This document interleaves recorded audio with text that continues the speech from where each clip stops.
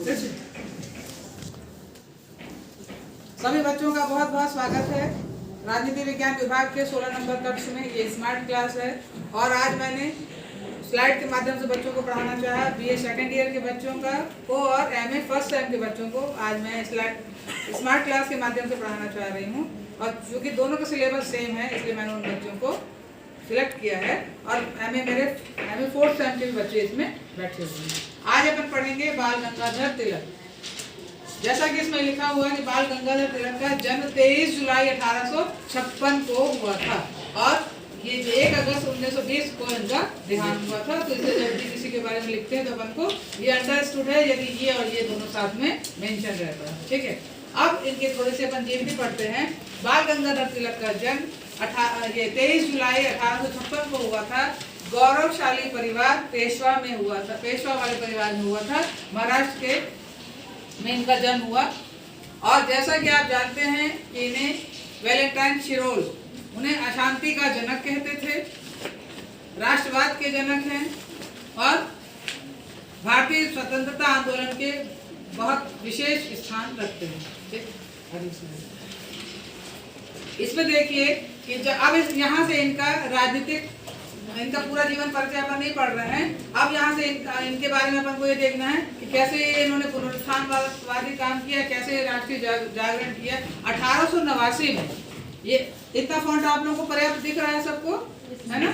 1889 में इन्होंने कांग्रेस में प्रवेश किया। कांग्रेस की स्थापना 1885 में हुई थी। जो कांग्रेस आज भी है इसी की स्थापना 1885 में हुई थी। उसी कांग्रेस में इन्होंने 1889 में जब यहाँ पर इन्होंने वहाँ प्रवेश लिया है उस कांग्रेस में। और प्रवेश के साथ ही इन्होंने जो अपना राजनीतिक नेतृत्व था वो कांग्रेस में दिखाने लगे। और जैसे ही यहाँ पर ये काम करते हैं और उसके साथ ही साथ ये पत्रकारिता में राजनीति में प्रवेश तो लिया, साथ में पत्रकारिता में भी प्रवेश लिया और केसरी और मराठा नामक 2 पत्र इन्होंने निकाले।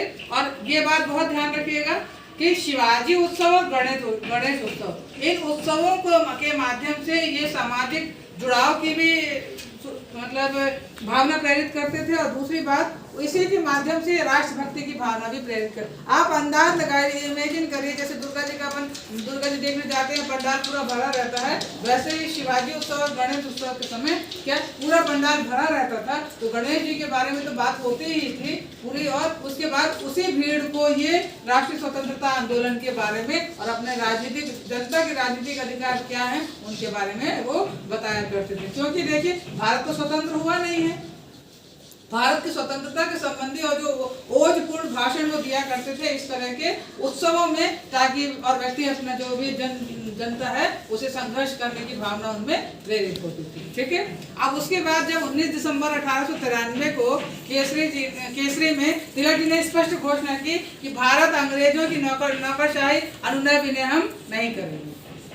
ठीक है, स्वतंत्रता मेरा जन्मसिद्ध अधिकार है, मैं इसे लेकर रहूंगा या हम उसे लेकर रहेंगे, उन्होंने ओजपूर्ण भाषण में हमेशा कहा करते थे। ठीक है, अब क्या हुआ कि 1897 में तिलक जी ने मुंबई के विधान परिषद में अपना चुनाव जीता और उसमें उन्होंने अपना स्थान बताया। और अंग्रेजों की सरकार तो थी परंतु उस अंग्रेजी सरकार में भी इन्होंने बड़ी निर्भयता से सरकारी रवैये की कटु आलोचना उन्होंने की और उन्होंने सरकार के जितने भी आदेश थे, जितने भी फरमान थे, उन कानूनों का उन्होंने गवर्नमेंट को बताना चाहा कि ये हम भारतीय जनता के साथ आप ये गलत कर रहे हैं।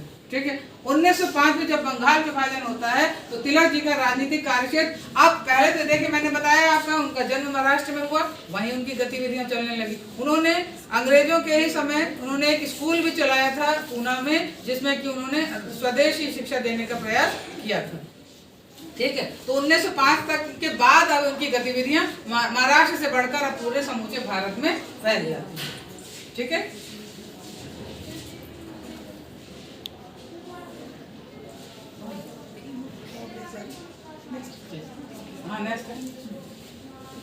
अब देखिए, अब यहाँ से अपन देखते हैं कि तिलक जी ने मराठी और मराठा दर्पण, मराठी में जो लिखी थी उन्होंने वो मराठा दर्पण और केसरी में 2 समाचार पत्र उन्होंने निकाले और अब जनता को वो मोटिवेट करने लगे स्वतंत्रता के लिए। ठीक है, अब कांग्रेस का विभाजन हो गया नरम और गरम दल बन गए। बाल पाल लाल आपने नाम सुना होगा, कौन बता सकता है बाल पाल लाल में तीनों जन का नाम?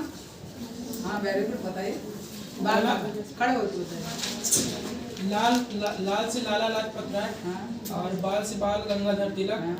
और पाल से बिपिन चंद्र पाल। वेरी गुड, एक क्लैपिंग हो जाए बहुत शानदार इनके लिए।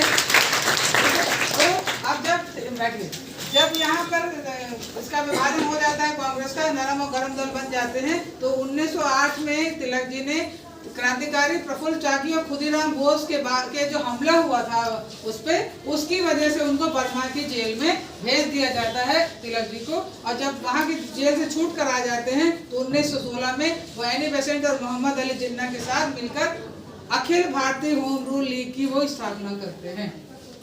ये सब आपके प्रश्न आपके ऑब्जेक्टिव में आएंगे, परीक्षा में तो आएंगे ही। यदि आप नौकरी के पॉइंट ऑफ व्यू से कहीं कोई परीक्षा देते हैं तो आपको ये सब चीजें जितने भी मैंने सन बताए हैं वो आपको एग्जाम में आएंगे ही आएंगे। ठीक है, तो इस जो अपने इन्हीं गतिविधियों के कारण तिलक जी को वो उग्र राष्ट्रीयतावादी थे, और उन्होंने उग्र राष्ट्रीयतावादी तो थे, ठीक, गरम दल में उन्होंने बनाया, मगर हिंसा और रक्तपात को उन्होंने प्रोत्साहन नहीं दिया।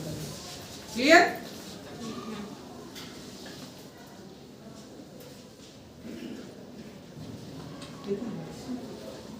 देखिए, जैसा अपन जान रहे हैं कि बाल गंगाधर तिलक का बाल पाल लाल, स्वतंत्रता मेरा जन्म से अधिकार है, मैं इसे लेकर रहूंगा। और उन्होंने केसरी और जो पत्रिका के माध्यम से जो अपने कार्य किए, और उन्होंने, और एक बात मैं आपको और भी बता दूं, मैं अपने किसी और उद्बोधन में मैंने बताया था कि जो आज अपन संविधान सभा की बात करते हैं, आज भारतीय संविधान की बात करते हैं, डॉक्टर अम्बेडकर की बात करते हैं, तो आपको मैं बताऊं कि सबसे पहले 1820 में बाल गंगाधर तिलक के द्वारा ही संविधान सभा की बात की गई थी, भारत के संविधान की बात की गई थी।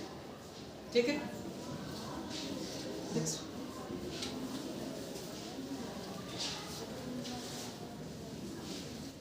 इसके आगे का है।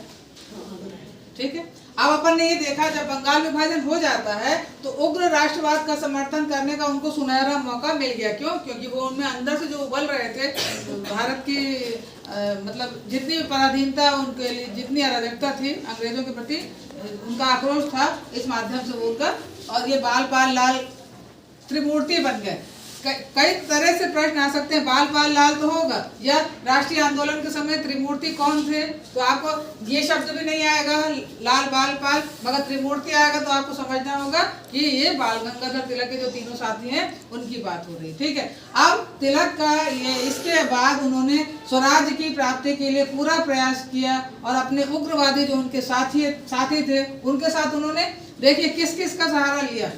पहली बात, उन्होंने स्वदेशी अपनाने का किया, बहिष्कार उन्होंने अंग्रेजों का किया, और राष्ट्रीय शिक्षा की उन्होंने बात की। तभी मैंने आपको बताया कि उन्होंने महाराष्ट्र में एक स्कूल की भी, पूना में एक स्कूल की स्थापना उन्होंने की थी, अंग्रेजों के सामने की थी। तो उन्होंने इस तरह, और निष्क्रिय विरोध, 4 उन्होंने अपने साधन बनाए, अपने किसके लिए? राजनीतिक उग्रवाद को दिखाने के लिए, और आक्रामक राष्ट्रवाद को बताने के पॉइंट ऑफ व्यू से। ठीक है, इतना क्लियर हुआ। अब अपन ये देखते हैं कि 1905 और 1909 के बीच राष्ट्रीय शिक्षा दलित वर्ग उत्थान के लिए उन्होंने राष्ट्रीय पत्रिकाओं में उन्होंने अपने आंदोलन भी चलाए, उन्होंने अपने उद्बोधन लिखे, और उन्होंने फिर ये जो नारा उन्होंने दिया कि स्वराज मेरा जन्मसिद्ध अधिकार है, मैं इसे लेकर रहूंगा, ये जो नारा था सिर्फ महाराष्ट्र में नहीं पूरे भारत में गूंज उठा।